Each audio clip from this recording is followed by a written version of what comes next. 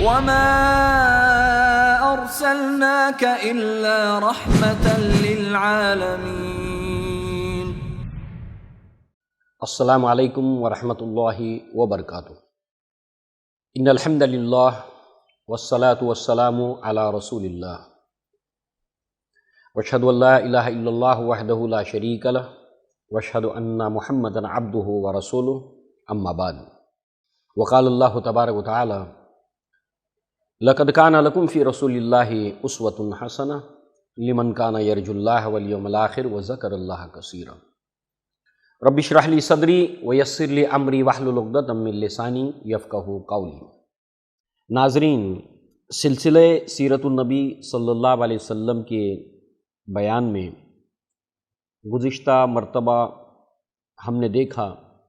کہ اللہ کے نبی صلی اللہ علیہ وسلم کا رجحان، آپ کا میلان تجارت کی طرف ہوا، اور اس کی وجہ کیا تھی؟ اس لیے کہ یہ رجحان آپ کے اندر کسی دولت کے حصول کے لیے نہیں تھا کہ دولت کمائی جائے. عموماً نوجوانوں کی جو سوچ ہوتی ہے، تو اس وقت آپ کی عمر مبارک 25 سال کی تھی اور آپ کی طبیعت کے اندر، آپ کی سوچ میں تجارت کرنے کے تعلق سے خیال پیدا ہوا، اور وہ کیوں پیدا ہوا اس کو ہم نے گزشتہ درس میں سنا تھا. بس اس کو یاد دہانی کے طور پر کہ ابو طالب کے مالی حالات اچھے نہیں تھے، آپ کثیر العیال تھے.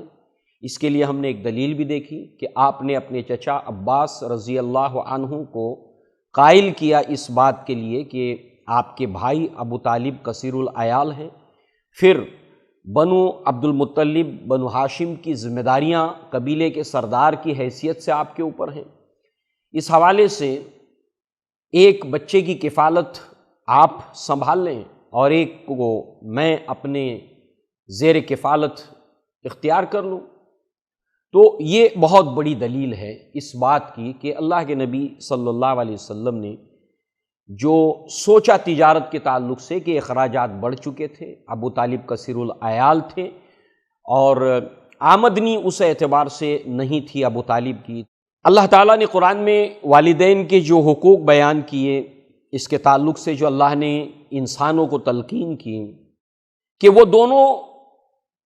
یا دونوں میں سے ایک اگر تم ان کو بڑھاپے میں پالو، ماں باپ دونوں یا دونوں میں سے ایک ان کو اگر تم بڑھاپے میں پالو. اب اللہ کے نبی جب زیر کفالت تھے ابو طالب کے، اس وقت آپ کی عمر 12 سال کی تھی،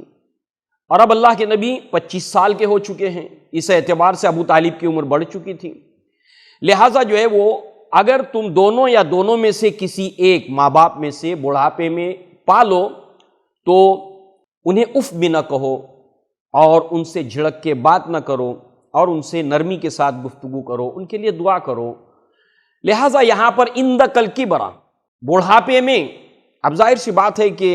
جب بچے چھوٹے ہوتے ہیں، نومولود ہوتے ہیں، ایک وقت تک جسمانی طور پر کمزور ہوتے ہیں اور والدین طاقتور ہوتے ہیں، والد طاقتور ہوتے ہیں. مگر ایک وقت ایسا ہوتا ہے کہ جب بچے جوان ہو جاتے ہیں تو والد بوڑھا ہو جاتا ہے. اس حوالے سے آپ دیکھیں کہ ہوتا یہ ہے کہ بیٹے کو چاہیے کہ وہ گھر کے اخراجات کے اندر، گھر کی ذمہ داریوں کے اندر جو ہے وہ اپنا حصہ بیٹھا کر اس بوڑھے باپ کے کمزور کاندھوں کے اوپر سے کچھ بوجھ کو ہلکا کرے. اس کا احساس نوجوانوں میں ہونا چاہیے، اور یہ اللہ کے نبی کی سیرت ہمیں سبق دیتی ہے. اللہ کے نبی صلی اللہ علیہ وسلم کے سیرت کے ماخذ کیا ہیں؟ مثال کے طور پر جیسے ہمارا یہ جو دین اسلام ہے، اس میں احادیث ہیں، یعنی اللہ کے نبی صلی اللہ علیہ وسلم کی حدیث ہیں. تو جب حدیثوں کو جمع کیا جاتا ہے تو اس کا ایک ماخذ ہوتا ہے، اس کا ایک سورس ہوتا ہے، اس کا ایک ذریعہ ہوتا ہے جہاں سے وہ لی جاتی ہیں، اور پھر اس کو کیٹیگرائز کیا جاتا ہے، اس کے اپنے رولز ہیں. اسی طریقے سے علم سیرت جو ہے وہ اس کے اخذ کرنے کے کچھ اصول، کچھ ضابطے بنے ہوئے ہیں جہاں سے سیرت کو لیا جاتا ہے. وہ کون کون سے ہیں؟ نمبر 1 قرآن مجید. جیسے کہ یہاں پر آپ نے دیکھا کہ یہ آیت بالکل اسی نبی صلی اللہ علیہ وسلم کی زندگی کے اس مرحلے سے ڈیل کرتی ہے. وَوَجَدْكَ عَائِلًا فَأَغْنَىٰ، اے نبی ہم نے آپ کو بے سر و سامان پایا تو غنی کر دیا۔ یہ خاص ہم جو اس وقت پڑھ رہے ہیں نبی کی سیرت کا جو پارٹ، اس سے ریلیٹڈ یہ آیت ہے۔ اور باقی یہ کہ عائشہ صدیقہ رضی اللہ عنہا نے فرمایا کہ اللہ کے نبی کی سیرت قرآن مجید تھا۔ تو پہلا سورس نبی صلی اللہ علیہ وسلم کی سیرت کا ہے وہ ہے قرآن مجید۔ اس کے بعد دوسرا سورس ہے صحیحین، یعنی بخاری اور مسلم، یہ احادیث کی کتابیں۔ اس کے بعد سنن اربع، یعنی ابو داؤد، نسائی، ترمذی، ابن ماجہ۔ اس کے علاوہ موطا امام مالک اور مسند احمد اور دیگر کتب احادیث۔ تو یہ تمام کے تمام اللہ کے نبی صلی اللہ علیہ وسلم کے سیرت کا سورس ہے، یہاں سے لی جاتی ہیں۔ یہ دوسرا سورس۔ تیسرا جو ہے وہ دور رسالت کے اشعار، اس کے اندر حسان ابن ثابت ہیں، عبداللہ ابن رواح ہیں اور دیگر صحابہ کرام ہیں جنہوں نے جو اشعار کہے ہیں، وہ بھی اس کا ایک سورس ہیں۔ اسی طریقے سے سیرت کی کتابیں، جس میں بالخصوص قدیم سے قدیم سیرت ابن اسحاق، سیرت ابن ہشام، اسی طریقے سے الوفا باحوال مصطفیٰ عبد الرحمن ابن جوزی رحمہ اللہ۔ اس کے علاوہ جو ہے وہ دیگر کتب احادیث اور طبقات ابن سعد، طبقات ابن اسد، اسی طریقے سے اس کے ساتھ ساتھ جو ہے وہ دیگر تاریخ میں تاریخ طبری وغیرہ، یہ تمام کے تمام چیزیں جو ہے اس کا سورس ہیں۔ اور آپ اکثر و بیشتر کسی بھی سیرت کی کتاب کو اٹھائیے اور سب سے معروف الرحیق المختوم کو اٹھائیے اور اس کے ریفرنسز نیچے دیکھتے چلے جائیے، تو یہ جتنے ریفرنسز میں نے آپ کو گنوائے ہیں یہ سارے ریفرنسز ملیں گے اور اس کے سوا بھی آپ کو ملیں گے۔ کنکلوژن، خلاصہ کیا ہے کہ اللہ کے نبی کی سیرت کے سورسز کیا کیا ہیں؟ تو لہٰذا وہ تمام کے تمام سورسز میں سے جب ہم دیکھتے ہیں کہ وہ لوگ جنہوں نے اللہ کے نبی کے ساتھ تجارت کی ہے، انہوں نے اپنے مشاہدات کو، اپنے تجربات کو اللہ کے نبی صلی اللہ علیہ وسلم سے متعلق ریلیٹڈ شیئر کیا ہے، اور وہ ڈاکومنٹڈ صورت کے اندر، دستاویزی صورت کے اندر موجود ہے ان سورسز کے اندر۔ لہٰذا کچھ سورسز، کچھ اس کے جو حوالے ہیں اس کو ہم انشاءاللہ آگے دیکھیں گے۔ اللہ کے نبی نے یہ تجارتی سفر کہاں کہاں کیے ہیں، کون کون سے شہر میں آپ گئے ہیں؟ آپ گئے ہیں شام، بصرہ، یمن، اس کے اطراف کے علاقے، جرش، جعاشہ، بحرین کا یہ علاقہ ہے۔ اسی طریقے سے شام، یمن کی طرف اللہ کے نبی صلی اللہ علیہ وسلم گئے ہیں، بحرین اللہ کے نبی صلی اللہ علیہ وسلم گئے ہیں۔ لہٰذا یہ تمام کے تمام علاقوں کے اندر جو اللہ کے نبی صلی اللہ علیہ وسلم کا تجارت کی غرض سے جانا ہوا، تو نبوت کے زمانے میں اللہ کے نبی صلی اللہ علیہ وسلم نے ان تمام چیزوں کا ذکر بھی کیا، اور اپنے اس دور کے تجربات کا اللہ کے نبی صلی اللہ علیہ وسلم نے نبوت کے زمانے میں ہم دیکھتے ہیں کہ اس کا استعمال ہوا۔ آپ کے جو تجربات تھے، آپ کی جو معلومات تھیں ان علاقوں کو لے کر، تو یہ مثالیں جب ہم سیرت میں دیکھیں گے نبوت کے زمانے میں، اور بہت سے لوگوں نے برملا اس کا اظہار کیا، اس کی بھی کچھ مثالیں ہمارے سامنے آئیں گی کہ اللہ کے نبی آپ یہ کیسے جانتے ہیں؟ تو اللہ کے نبی نے فرمایا کہ میں اس جگہ پر گیا ہوں، میں نے اس جگہ کو دیکھا ہے، میں اس جگہ کو جانتا ہوں۔ تو اس طرح کی باتیں ہمیں اللہ کے نبی کی سیرت میں مل جاتی ہیں۔ بہرحال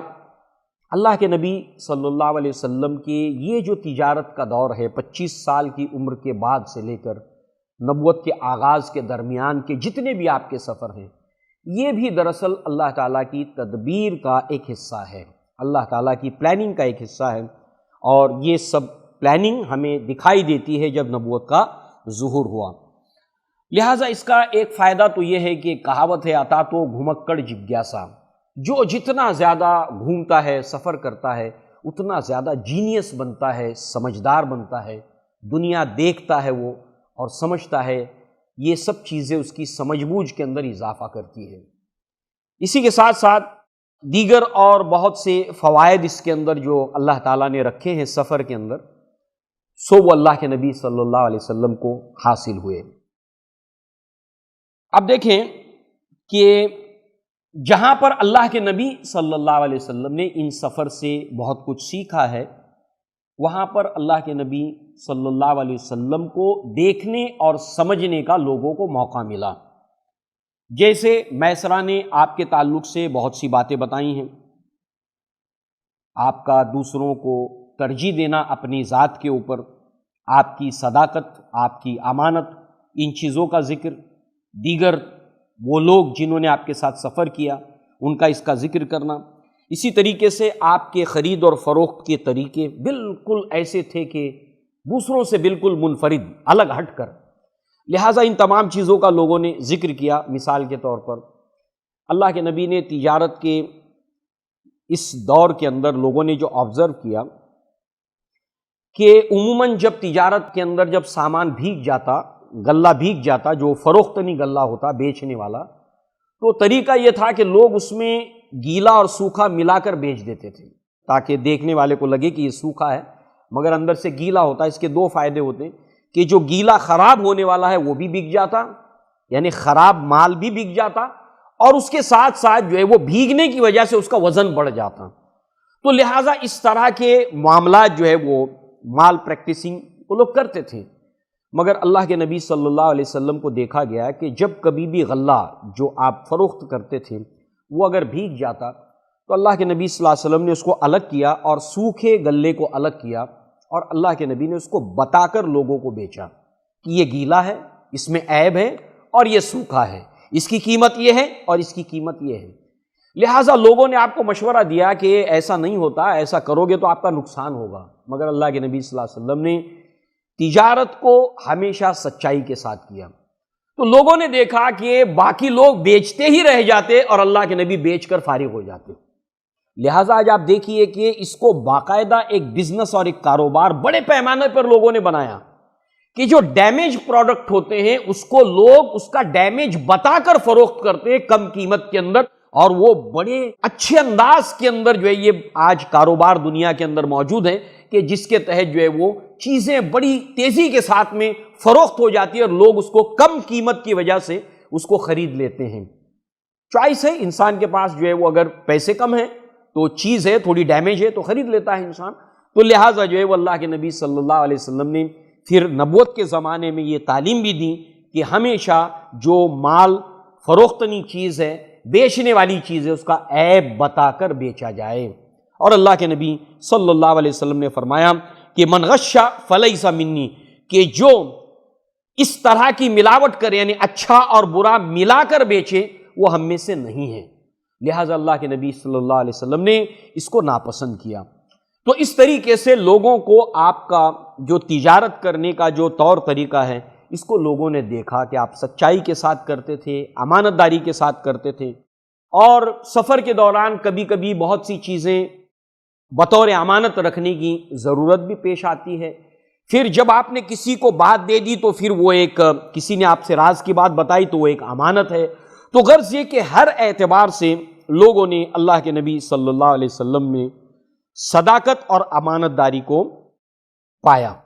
اسی طریقے سے آپ دیکھیں کہ انسان کو پہچاننے کے بہت سے طریقے ہیں، جیسے اس سے پہلے ہم نے دیکھا کہ اس کے دوستوں کے ذریعے سے بھی اس کو پہچانا جاتا ہے کہ وہ کن لوگوں کے ساتھ اٹھتا بیٹھتا ہے، اس کے دوست کون ہیں،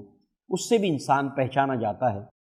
اسی طریقے سے ایک اور کرائیٹیریا ہے، عمر بن الخطاب کے دور خلافت کے اندر ایک شخص گواہی دینے کے لیے آیا، تو عمر بن الخطاب رضی اللہ عنہ نے اس سے پوچھا کہ تم گواہی دینے کے لیے آئے ہو، جس کے لیے گواہی دینے کے لیے آئے ہو اس کے بارے میں تم کیا جانتے ہو؟ اس پر عمر بن الخطاب نے اس سے کہا کہ کیا وہ تمہارا پڑوسی ہے؟ کہا نہیں، میرا پڑوسی تو نہیں ہے وہ۔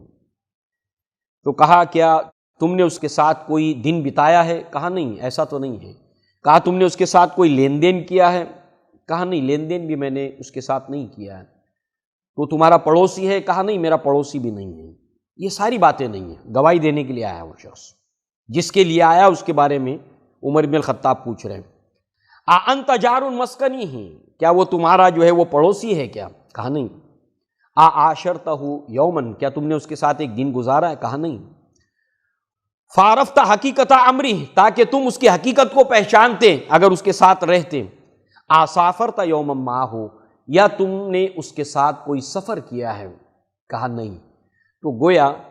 اللہ کے نبی صلی اللہ علیہ وسلم کو لوگوں نے ان تینوں کرائیٹیریا کے اوپر پہچانا۔ اللہ کے نبی مکہ کے لوگوں کے پڑوسی بھی تھے، پڑوسیوں نے آپ کی شہادت دی۔ 40 سال تک اللہ کے نبی ان لوگوں کے درمیان رہے، اور اس پر تجارت کے اس سفر کے اندر 15 سال کے قریب یہ سفر کرتے ہوئے نبی صلی اللہ علیہ وسلم کے ساتھ انہیں تجربہ ہوا کہ اللہ کے نبی صلی اللہ علیہ وسلم کیسے انسان ہیں۔ تو گویا کہ یہ اللہ تعالیٰ کی تدبیر کا حصہ تھا، اس لیے کہ جو نبی ہوتا ہے وہ اس کی قوم کے لیے بالکل معروف ہوتا ہے، اجنبی نہیں ہوتا، بہت زیادہ معروف ہو جاتا ہے، لوگ اس کو بہت اچھی طرح جانتے ہیں۔ گویا اللہ کے نبی کے سیرت اور کردار کی ذریعے سے اللہ تعالیٰ نے اس قوم کے اوپر ایک حجت قائم کر دی۔ لہٰذا آپ دیکھیں کہ اللہ کے نبی صلی اللہ علیہ وسلم ان کے درمیان میں رہتے ہوئے اللہ کے نبی صلی اللہ علیہ وسلم کے تعلق سے جو گواہیاں انہوں نے دی ہیں اس کے تعلق سے کچھ مثالیں ہم اپنے سامنے رکھیں۔ یہ روایت مسند احمد کے اندر ہے اور سنن ابی داؤد کے اندر ہے اور جامع المسانید کے اندر بھی یہ روایت موجود ہے۔ صائب بن ابی صائب کہتے ہیں رضی اللہ عنہ، یہ بعد میں ایمان لائے، جب مکہ فتح ہوا تو ان کی ملاقات ہوئی اللہ کے نبی صلی اللہ علیہ وسلم سے، تو ان کو لے کر، صائب بن ابی صائب کو لے کر زہیر بن ابی امیہ مخزومی رضی اللہ عنہ، یہ صحابی، ان کو لے کر، صائب کو لے کر نبی صلی اللہ علیہ وسلم کی خدمت میں حاضر ہوتے ہیں، ان کا تعارف کرانے کے لیے، ان کے بارے میں بتانے کے لیے کہ یہ صائب ابن ابی صائب ہیں۔ تو جب وہ پہنچتے ہیں نبی کی خدمت میں تو اللہ کے نبی کہتے ہیں زہیر بن ابی امیہ سے، لا تعلمونی بہ، تم مجھے ان کے بارے میں مت بتاؤ، جن کا تم تعارف مجھ سے کرا رہے ہو ان کے بارے میں تم مجھے مت بتاؤ، قد کان صاحبی فی الجاہلیہ، یعنی وہ جو زمانہ تھا جاہلیت کا دور تھا، اس دور کے اندر یہ میرے ساتھی تھے، تجارتی شریک تھے، میں نے جو تجارت کی ہے اس تجارت کے دور میں یہ میرے تجارتی ساتھی تھے، میرے ساتھ یہ تجارت کرتے تھے، میں ان کو جانتا ہوں۔ اس کے بعد صائب رضی اللہ عنہ کہتے ہیں کہ ہاں اللہ کے رسول صلی اللہ علیہ وسلم، آپ نے بجا فرمایا، آپ نے سچ فرمایا کہ ہاں میں آپ کا ساتھی رہا ہوں تجارت کے دور میں، یقیناً ایسا ہی ہے، آپ کتنے اچھے ساتھی تھے، آپ کتنے اچھے تجارتی ساتھی تھے۔ لہٰذا اس کے بعد اللہ کے نبی کہتے ہیں کہ یا صائب انظر اخلاقک التی کنت تصنعها فی الجاہلیہ فاجعلها فی الاسلام، اقر الضعیف واکرم الیتیم واحسن الی جارک، کہ اے صائب تم اپنے اس زمانے کے، دور جاہلیت کے زمانے کے اپنے اخلاق پر نظر رکھو، اس کو دیکھو اور اسی کو اب اسلام کے اندر بھی جاری رکھو، مسکین کے کام آنا، مہمان نوازی کرنا، یتیموں کی خبرگیری کرنا، اپنے پڑوسی کے ساتھ میں حسن سلوک کرنا، یہ تمام اچھی باتیں جو تمہارے اندر پائی جاتی تھیں اس کو تم جاری رکھو۔ اور بالکل ایسا ہی شہادت جو ہے وہ صائب جو ہے وہ اللہ کے نبی کے بارے میں دیتے ہیں اور کہتے ہیں کہ ایک اور مثال کے طور پر یہی صائب بتاتے ہیں کہ فتح یعنی یوم الفتح، جس وقت مکہ فتح ہوا، اس وقت جب اللہ کے نبی کی ان سے ملاقات ہوئی تو اللہ کے نبی نے ان کو دیکھ کر خوشی کا اظہار نہ صرف کیا بلکہ کہا کہ مرحبا بآخی و شریکی، کہ خوش آمدید، ویلکم اے میرے بھائی اور میرے شریک، یعنی تجارت میں جو تم میرے ساتھ شریک تھے، کانا لا یداری ولا یماری، نہ تم کبھی کسی بات کی مخالفت کرتے تھے نہ ہی کسی سے جھگڑا کرتے تھے۔ یہی شہادت جو ہے وہ اللہ کے نبی کے تعلق سے صائب نے بھی دی ہے کہ میں نے اللہ کے نبی کے ساتھ کاروبار، تجارتی سفر کیے ہیں، میں نے نبی کو دیکھا ہے، اللہ کے نبی کبھی بھی کسی کی مخالفت نہیں کرتے تھے اور نہ کبھی اللہ کے نبی کسی سے جھگڑا کرتے تھے، کسی سے تنازع کرتے تھے۔ یہ ہیں شہادتیں، اور ایسی بہت سی شہادتیں آن ریکارڈ ہیں کہ لوگوں نے تجارت کے اس طویل دور کے اندر اللہ کے نبی صلی اللہ علیہ وسلم کو کیسا پایا۔ اب آپ دیکھیں کہ قرآن مجید کے اندر سورہ آل عمران میں اللہ تعالیٰ نے آیت نمبر 164 کے اندر فرمایا لقد من اللہ علی المؤمنین اذ بعث فیہم رسولا من انفسہم، البتہ اللہ تعالیٰ نے احسان کیا، لقد من اللہ، اسی منا سے اللہ کا ایک نام ہے المنان، احسان کرنے والا۔ البتہ اللہ تعالیٰ نے مومنوں کے اوپر احسان کیا کہ ان کے اندر اپنے رسول کو بھیجا، انہی میں سے، رسولا من انفسہم، انہی میں سے، ان کے انفس میں سے، مراد یہ رسول کوئی فرشتہ نہیں ہے۔ ظاہر سی بات ہے اگر فرشتے کو اللہ تعالیٰ رسول بنا کر بھیجتا تو ہمارے لیے کیسے اسوہ ہو سکتا تھا، ہمارے لیے کیسے آئیڈیل ہو سکتا تھا، ہمارے لیے کیسے نمونہ ہو سکتا تھا، کیونکہ اس کو بھوک لگتی نہیں، اس کو کھانے کی ضرورت نہیں ہے، اس کو پیاس لگتی نہیں، اس کو پینے کی حاجت نہیں ہے، وہ تمام اپنی خواہشات سے اللہ نے اس کو پاک بنایا ہے۔ اس اعتبار سے آپ دیکھیں وہ ہمارے لیے رول ماڈل نہیں ہو سکتا تھا، لہٰذا اللہ تعالیٰ نے جو رسول بنا کر بھیجا ہے من انفسہم، آدم علیہ السلام ہی کی اولادوں میں سے اللہ تعالیٰ نے اللہ کے نبی صلی اللہ علیہ وسلم کو مبعوث کیا۔ لہٰذا ہمارے لیے اب آسانی ہے کہ ہمارے ہی نفوس سے ہونے کی وجہ سے، من انفسہم، نسل آدم میں سے ہونے کی وجہ سے اللہ تبارک و تعالیٰ نے ہمارے لیے آپ کو ایک اسوہ بنا کر پیش کیا جو آسان ہے۔ اس میں اجنبیت نہیں ہے، وہ کوئی فرشتہ نہیں ہے، وہ کوئی جن نہیں ہے، بلکہ جو ہے وہ انسانوں میں سے ہے۔ اسی کے ساتھ ساتھ دوسرا احسان اللہ تعالیٰ کا یہ ہے، خصوصی طور پر عربوں کے اوپر، کہ اللہ کے نبی عربوں کے اندر بھیجے گئے، وہ قرشی ہیں اور ان کی زبان عربی ہے۔ اس لیے کہ سورہ ابراہیم میں اللہ تبارک و تعالیٰ نے آیت نمبر 4 کے اندر بیان فرمایا کہ ہر رسول کو اللہ تعالیٰ نے جو بھیجا ہے وہ ان کی اپنی زبان بولتا ہوا آیا، تاکہ وہ تبیین کر دے، کلیئر کر دے ان کے لیے۔ تو ظاہر سی بات ہے اللہ تعالیٰ نے انہی کے اندر سے بھیجا، انہی کی زبان بولتے ہوئے آئے ہیں۔ اسی طریقے سے اللہ کے نبی کو انہوں نے 40 سال تک قریب سے دیکھا، چاہے آپ کے رشتہ دار ہوں، چاہے رشتہ دار نہ ہوں، ان سب نے اللہ کے نبی کو 40 سال تک اپنی آنکھوں سے دیکھا، مشاہدہ کیا، تجربہ کیا۔ اس اعتبار سے ان کا ایکسپیرینس تھا اللہ کے نبی کو لے کر، ان کا آبزرویشن تھا اللہ کے نبی صلی اللہ علیہ وسلم کو لے کر۔ اسی طریقے سے اللہ کے نبی کے بارے میں انہوں نے سنا اور ویسا پایا۔ اس اعتبار سے اللہ کے نبی آپ کے لیے معروف تھے، مقبول تھے، مشہور تھے، کوئی اجنبیت کا پردہ درمیان میں نہیں تھا کہ آپ کی بات کو ماننے میں ان کے لیے کوئی رکاوٹ یا مانع بنتا۔ اس حوالے سے آپ دیکھیں کہ اللہ کے نبی صلی اللہ علیہ وسلم نے جب کوہ صفا پر آپ چڑھے تو آپ نے یہی لوگوں سے سوال پوچھا کہ لوگوں تم نے مجھے کیسا پایا؟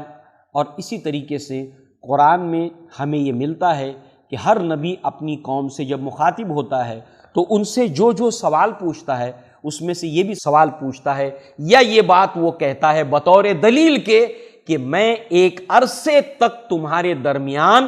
رہا ہوں۔ تو اس حوالے سے اللہ کے نبی کے درمیان رہ کر لوگوں کو سمجھنے دیکھنے کا موقع اللہ نے فراہم کیا، یہ اللہ کی سنت ہے۔ اس حوالے سے آپ دیکھیں کہ یہی وہ تجارت تھی کہ جہاں پر اللہ کے نبی کو صادق اور امین کے القاب سے پکارا گیا، اس نام سے آپ مشہور ہوئے، معروف ہوئے، اور بعد اس کے انشاءاللہ العزیز اللہ کے نبی صلی اللہ علیہ وسلم کا چرچا مکہ کے اندر ہونے لگا، اور پھر یہ آپ کی سیرت و کردار کی خوشبو ہوتے ہوتے خدیجۃ الکبریٰ رضی اللہ عنہا کے کانوں میں پڑی، اور پھر آپ کے دل میں یہ خیال آیا کہ کیوں نہ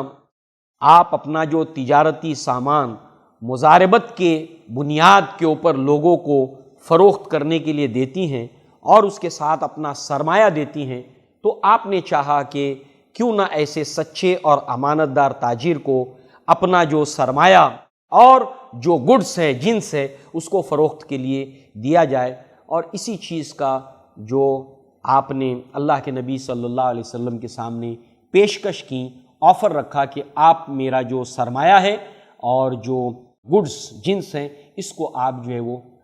فروخت کریں، اور شراکت کے ساتھ مضاربت کے اس اصول کے تحت۔ تو اسی عنوان کی تفصیلات انشاءاللہ العزیز ہم اللہ کے نبی صلی اللہ علیہ وسلم کی سیرت میں انشاءاللہ اگلی قسط کے اندر سنیں گے۔ اللہ تعالیٰ سے دعا ہے کہ اللہ تعالیٰ ہمیں اپنے پیارے حبیب محمد رسول اللہ صلی اللہ علیہ وسلم کی سیرت کو سمجھنے کی توفیق عطا فرمائے۔ آپ کے اندر جو صداقت اور امانت پائی جاتی تھی، اللہ تعالیٰ ہمیں بھی اپنے اندر صداقت اور امانت کے اوصاف پیدا کرنے کی توفیق عطا فرمائے، کیونکہ یہ ایک مسلمان کے اولین صفات میں سے ایک صفت ہے۔ انس بن مالک رضی اللہ عنہ کہتے ہیں کہ اللہ کے نبی جب کبھی کوئی خطبہ دیتے، شاذ کبھی ایسا ہوتا کہ آپ یہ الفاظ نہ دہراتے ہوں، لا ایمان لمن لا امانت لہ ولا دین لمن لا عہد لہ۔ اقول قولی ھذا واستغفر اللہ لی ولکم ولسائر المسلمین والمسلمات، وآخر دعوانا ان الحمد للہ رب العالمین۔ السلام علیکم ورحمۃ اللہ وبرکاتہ۔ وما أرسلناك إلا رحمة للعالمين